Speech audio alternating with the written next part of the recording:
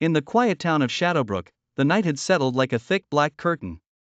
For Emma, a young writer seeking solitude, the old Victorian house she rented seemed the perfect retreat.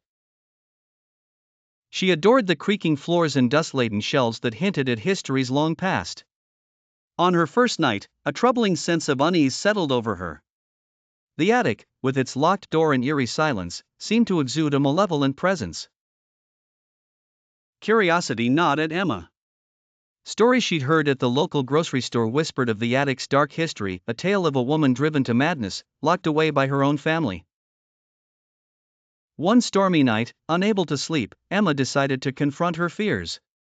Armed with nothing but a lantern and her will, she crept up the wooden stairs. Each step groaned under her weight, echoing loudly in the oppressive silence. At the attic door, her hands trembled. She removed the rusty padlock with an effort that left her breathless.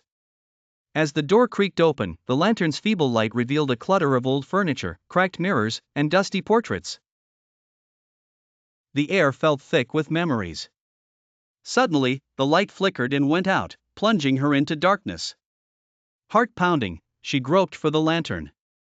A cold hand brushed against hers, and a faint whisper echoed in the room, "Help me." Emma's breath hitched. She remembered old Mr. Harper telling her that the madness took the woman's life, but her spirit remained, trapped and yearning for release. Determined not to let fear paralyze her, Emma spoke aloud, asking the spirit what kept it bound. The room seemed to breathe around her, and gradually, she began to hear the faint sobbing of the tormented soul. Guided by some unseen force, she found a hidden compartment in an old trunk. Inside, a faded journal lay atop a child's doll.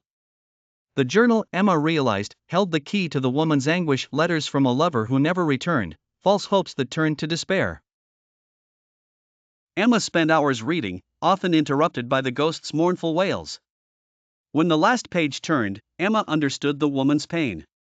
Whispering reassurances, Emma promised to bring peace to her restless spirit. The sobbing ceased. In the silence, a cold breeze swept through the attic, and Emma knew she wasn't alone anymore but no longer afraid. Days later, Shadowbrook buzzed with tales of the attic's curse being lifted, the oppressive gloom replaced by an odd sense of peace. Emma, forever changed, returned to her writing, the old house now a sanctuary rather than a prison. But every now and then, she would look towards the attic with a knowing smile, as if acknowledging the past that still lingered, now at rest.